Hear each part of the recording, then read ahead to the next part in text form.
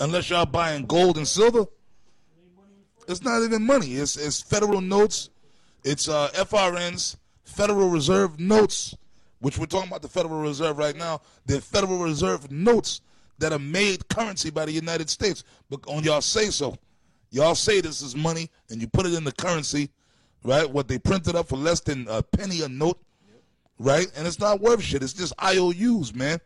And you got it floating around out there. So all you stupid jakes out there in the world, like the people I mentioned, the celebrities and basketball players, you might have 500 million, but when they drop the dollar, man, you ain't gonna have no money, nothing. You ain't gonna have nothing, man. Say something right quick. Yeah. Now, I just went to the U.S. Debt clock, and it's in real time.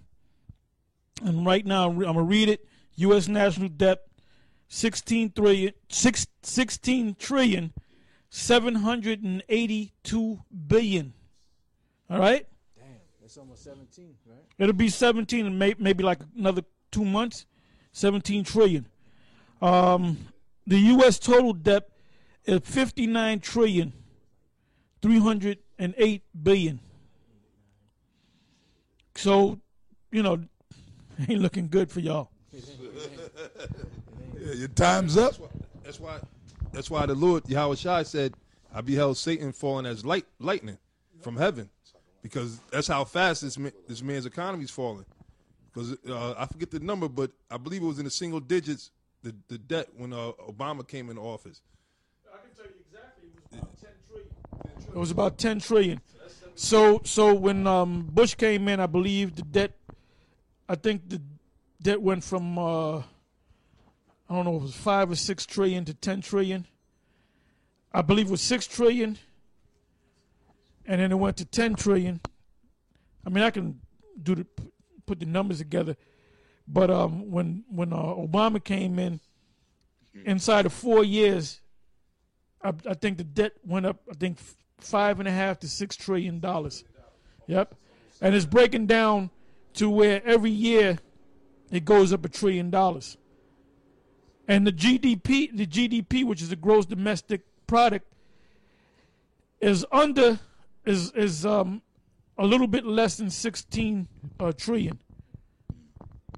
So the U.S. national debt is above the GDP. So that's why all the super rich, they're pulling out the U.S. dollar. All right. It says once inflation hits 10%, 10-year Treasury bonds lose about half their value. Investors and billionaires recognize this reality and are putting their money elsewhere. That's why Elder Tahar brought out that thing about Zimbabwe. Now, the Zimbabwean dollar lost so much that you had billionaires that became poor overnight, that were in that country, that were billionaires off of the Zimbabwean dollar. And once that thing was bankrupt, they didn't have no more money. They were dirt poor. Now, this is Zephaniah chapter 1, verse 11. Howl the inhabitants of Maktesh, for all the merchant people are cut down. All they that bear silver are cut off. So it's going to get nasty out here, man. You know, you're just seeing the tip of the iceberg. You know, there's all kind of austerity measures going on in Europe and different other places, but it's coming here to this country. You know, it's just a matter of time before this whole system breaks down. Only so many Band-Aids you can put on that gaping hole that you call the deficit. After a while, that thing is going to explode, and it's going to come rushing out, and ain't going to be nothing you can do about it. Yeah, the Federal Reserve System is nothing but a bubble, and all bubbles burst. And that bubble's been being blown up since 1933. This is the book of Jeremiah 51, 8 and 9. It says, Babylon is suddenly fallen and destroyed. Howl for her. Take balm for her pain. And part of her pain is that debt crisis. Take balm for her pain. If so, she may be healed. We would have healed Babylon, but she is not healed. And a good evidence of that is that debt, because the Babylon is talking about is America. Forsake her, and let us go every one into his own country, for her judgment reacheth unto heaven, and is lifted up even to the skies. Because her destruction is going to come from the skies. America's destruction is going to come from the skies. First them missiles, then Yahushua and them chariots. That's right. That's right. Now, going back to the article, the original article, Slipping from America's Grasp, it says the transoceanic freighters from China will have enhanced access to the coal fields of Colombia, the soy plantation of Brazil, and the ports of the American East Coast. Transoceanic freighters from Europe will have enhanced access to the copper mines of Chile, the ports of the American West Coast, and even consumers in the Orient. That's what they're talking about, expanding the Panama Canal. It says, while these developments sound good for world trade, the disconcerting part for America is that the United States is absent. A European consortium of companies is expanding the Panama Canal. A Chinese company is operating the ports on both ends of the canal. Chinese investment is expanding the Cuban merchant fleet. On top of all that, the overall percentage of trade between the largest Latin American economies, Mexico, Colombia, Venezuela, Brazil, and Argentina, and the United States, has decreased dramatically in the past decade. According to the Stratfor analyst Robert Kaplan, U.S. leadership has largely ignored Latin America, while leaders in Europe, China, and other parts of the world have made big inroads. Such negligence may prove to be one of America's great strategic blunders.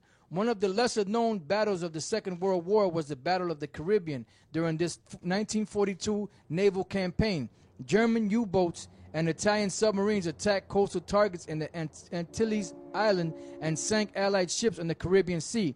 The strategy was to blockade the Panama Canal and cut off the flow of oil from Venezuela to the U.S. If Hitler could wrest control of the strategic sea gates away from Washington, a Nazi-fied Europe hoped to besiege the U.S. into a forced armistice. After months of fighting, Allied naval forces were able to drive the Axis power from the Caribbean, but a strategic weakness was spotlighted. The U.S. economy could have been severely crippled if American ships had been denied passage through the Panama Canal zone. In the almost 7 decades since American influence in the Caribbean Sea has dramatically fallen, after the U.S. relinquished control of the Panama Canal in 1999, one of America's most strategic assets was left wide open to foreign control. And that's what's happening. You know, that's why they're losing influence, because really it's the Most High bring you down. It's time for you to go down. So the Most High is bring you down slowly but surely. You know, he's hitting you. It's like when you're boxing. You know, you get hit with a jab. You know, to set you up. You might get hit with a gut shot, a hook to the chin. Yeah, that's called in boxing. That's called doing the paint job on somebody. In other words, you see, Ali was good at that, and Floyd Mayweather's good at that, doing a paint job on somebody. You're not trying to knock the guy out. You just hit him with the jab in the face. Then you feint, jab, he goes his hands up. You hit him to the body. Then you feint to the body, hit him with a body shot. Then you hit him with a double jab, right hand, double left hook to the head, down to the body, uppercut. And then you get tired of him, and then you just hit him with that fatal blow, and you put him on his ass. And well, a perfect example of that is when Tyson fought Lennox Lewis. And before Lennox Lewis took his ass out, because what's this guy, his trainer? Stewart. Emmanuel Stewart said, better take this guy out of here. This guy might hit you with some crazy shit. Stop fucking around with this guy. Just take the nigga out. But he kept doing a paint job. He pop, pop, pop, pop, pop.